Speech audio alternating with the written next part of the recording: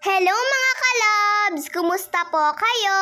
At pagkatapos po pala namin kumain kaninang umaga ay nagpahinga nga lang po ako ng saglit. At pagkatapos ay naglinis na nga din po ako dito sa bahay. Nakauwi na rin po pala si Papa at katatapos niya nga lang din pong kumain dyan. Medyo inaantok-antok pa nga po siya dyan mga kalabs. Pero dito na nga lang daw po muna siya uupo dahil katatapos niya lang daw po kasing kumain. At pagkatapos ko nga pong maglinis mga kalabs ay naligo na nga din po ako.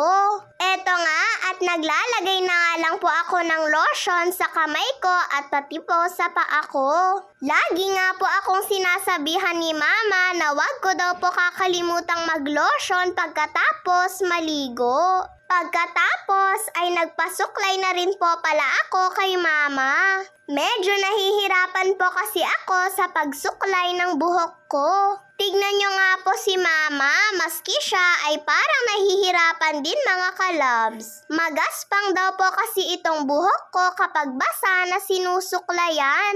At nagpapatawa pa nga po si Papa sa amin. Tapos, kaninang tanghali nga po ay nagbigay po si Nanay ng ulam namin. Hito po pala ang inulam nila mga kalabs at nagbigay nga po si Nanay sa amin ng 3 hiwa. Hindi na nga daw po kakain si Papa sa mga oras na yan dahil natutulog na nga din po siya. Lalo na po pagod si Papa at ayaw nga din po naming maistorbo yung tulog niya. Ang sarap po talaga ng ganitong luto ni Nanay. Kung alam nga lang daw po ni Mama na bumili po si Tito ng hito, ay nagpasabay na lang din daw po siya sana. Para daw po maisabay na rin sa luto ni Nanay. Para sakto sana kapag nagising si Papa ay matikman niya rin po ito. Pero hindi na bale, sa susunod po siguro ay bibili na lang po ulit si Mama. Nung nakaraan nga po ay bumili po si Mama ng 6 na malalaking hito. At tuwang-tuwa nga po si Kuya nun dahil yung hito ang gustong-gusto po talaga ni Kuya na ulamin. At kaninang hapon mga kalabs ay magluluto po pala kami ni Mama ng monggo. Dito na po pala namin niluto sa maliit na pressure cooker yung monggo. Medyo konti lang naman daw po kasi yung isasahog ni Mama na gulay dito kaya sigurado daw pong kakasya. At wala pa nga pong 30 minutes mga kalabs ay luto na nga din po yung monggo namin ni Mama. Kaya nagsimula na nga din po kaming maggisa-gisa. Konting karne nga lang po itong pansahog namin mga kalabs. Pero okay na nga lang din daw po ito dahil pansahog lang naman. Halos puro sunod-sunod na karne ng baboy naman daw po ang inulam namin. Kaya bumili na nga lang po si Mama ng konti lang. Eto po palang alukon na gulay ang isasahog namin ni Mama sa monggo.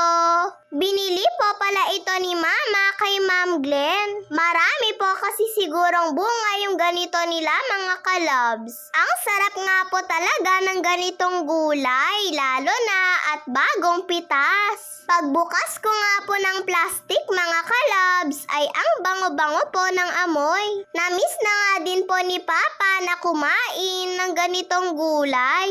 Kaya nagpaluto nga po si Papa ng monggo sa amin ni Mama. At hahaluan din po kasi namin ito ng gabi. Para po mas malapot-lapot yung monggo namin. Alukon at gabi nga lang po ang ihahalo po naming gulay sa monggo. At ayan, nagisa-gisa na nga din po namin itong karne mga kalabs. Kaya sinabay ko na nga lang din pong nilagay yung gabi sa karne. Para naman po lumambot-lambot po ng konti itong gabi kapag hinalo na namin sa monggo. Di ba nga po, luto naman na po yung monggo namin. At naglagay na rin po pala ako dito ng tubig. Palalambutin nga lang daw po namin ito ng konti dito po sa kawali. At nung lumalambot na nga din po ito mga kalabs, ay hinalo na po ito ni Mama sa monggo. At ayan mga kalabs, ang bilis nga lang pong lumambot nitong gabi. At luto na nga din po pala ito. At natimplahan na rin po pala ito ni Mama ng mga pampalasa. Kaya pwede na rin pong ilagay ni Mama ito pong alukon. Tingnan niyo naman po yung itsura at fresh na fresh nga po yung gulay. Maski nga po si nanay ay bumili rin po siya ng ganito. Dahil namimiss niya na nga din daw po yung ganitong gulay. Pwedeng-pwede rin po pala itong gawing salad mga kalabs. At mas masarap din po yun. Ayan, at panay nga po ang halo ni Mama dito. Para nga po hanggang sa loob ay maihalo po ng mabuti. O di po ba, saktong-sakto lang po ito sa ginamit naming pressure cooker. At sa wakas, luto na nga din po ang ating monggo. Nakakatakam na nga po siya mga kalabs. At ang lapot-lapot na nga din po nito gawa po ng gabi. Sayang nga lang po yung chicharon namin ay pinapak po nila Mama at Papa nung nakaraan. Di sana po may maipapatong kami dito. Mas lalo po siguro tong sasarap. Hindi naman daw po kasi alam ni Mama na may mabibili daw po siyang alukon. Lalo na yung chicharon ay malaman. Nung naluto na nga din po ito, ay ako po ang unang-unang tumikim. Kanina pa po kasi ako natatakam mga kalabs. At tamang-tama nga lang din po yung timpla ni Mama dito. At syempre, pagkatapos pong tumikim, ay kakain na rin po tayo. God bless po sa inyo mga kalabs. Bye-bye po!